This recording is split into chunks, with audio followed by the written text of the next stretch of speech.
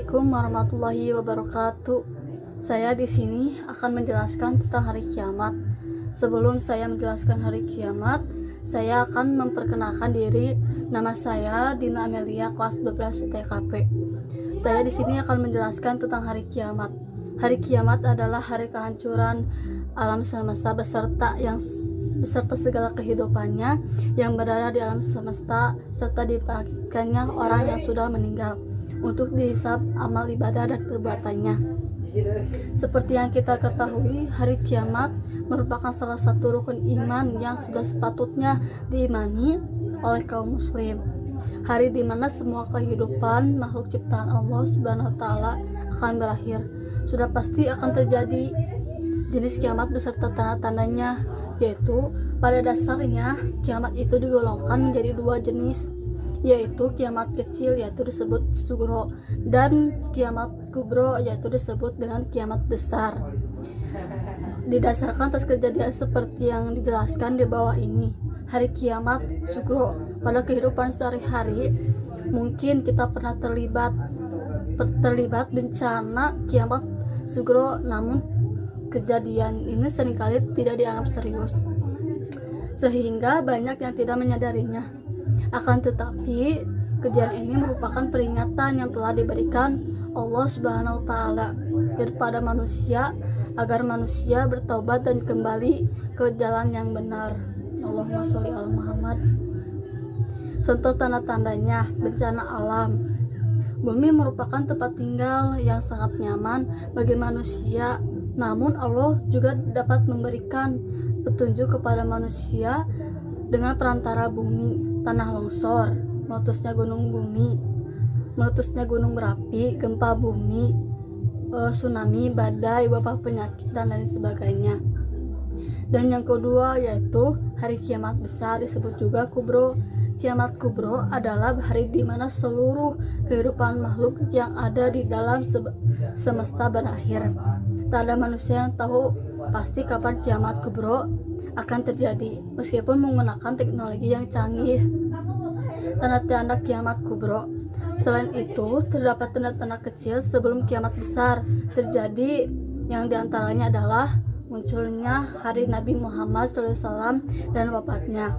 Perang dan pembunuhan merupakan hal yang wajar di antara manusia. Pencurian, penipuan, penjinahan, dan merajalela. Munculnya bangunan-bangunan yang besar. Dan saya di sini akan memberikan contoh kiamat kecil, yaitu saling berlomba-lomba meninggikan bangunan, terjadinya pembanyakan pembunuhan, munculnya gaya hidup mewah dan manja di kalangan umat Islam. Orang yang berkurang, sedang yang jahat bertambah banyak.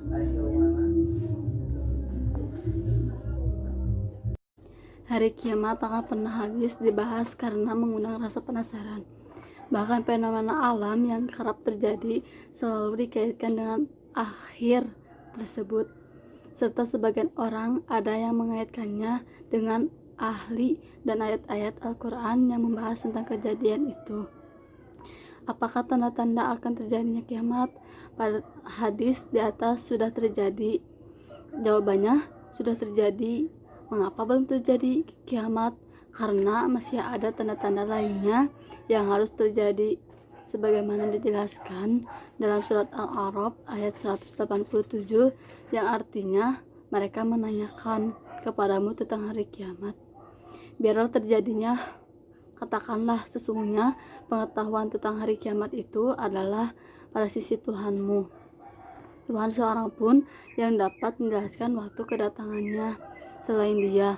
Kiamat itu amat berat huru-haranya bagi makhluk yang di langit dan di bumi.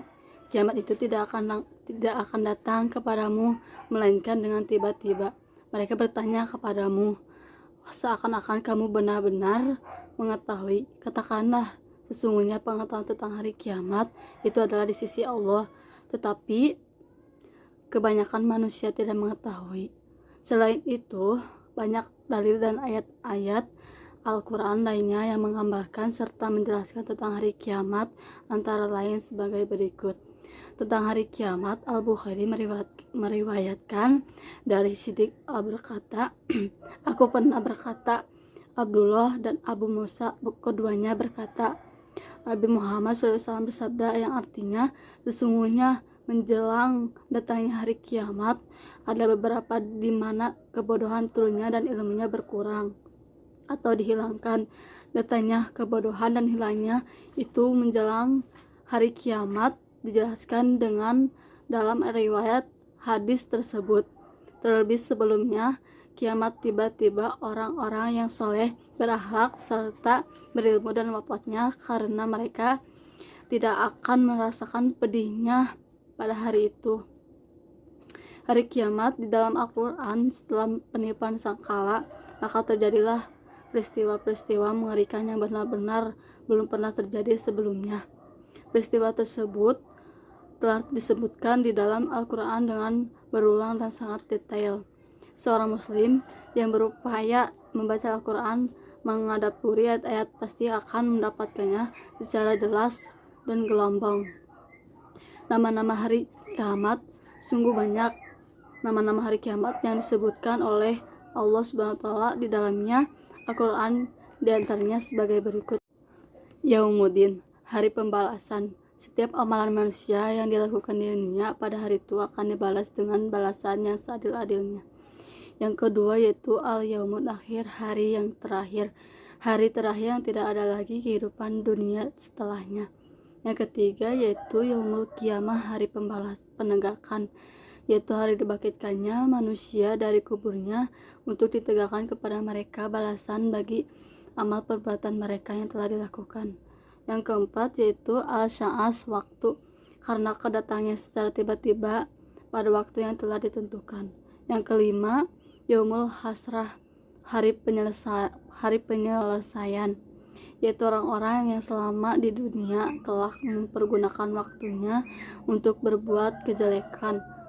Mereka akan menyesal karena tidak memanfaatkan waktunya untuk berbuat baik atau beramal soleh. Yang keenam yaumul maudud, hari yang telah dijanjikan. Yang ketujuh yaumul ba'ts, hari berbangkit, hari dibangkitkan seluruh manusia. Yang kedelapan yaumul fasli, yaitu hari keputusan. Yang kesembilan yaumul talak, yaitu hari pertemuan. Yang kesepuluh yaumul jami, hari berkumpul. Yang kesebelas yaitu yaumul wa'id, hari terlaksananya ancaman. Yang kedua belas al-waqiah, yaitu kejadian. Yang ke-13 yaumul takhabun, yaitu hari ditampakkannya kesalahan-kesalahan. Yang ke-14 al-haqih, yang nyatanya terjadi. Yang ke-15 al-qari'ah, yaitu yang merisaukan.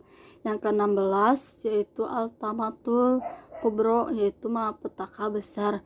Yang ke-17 al-sakha, yaitu yang memekakan. Yang ke-18 yaitu al-ghasyiyah, yaitu yang meliputi. Dan kejadian-kejadian hari kiamat yaitu ada 5.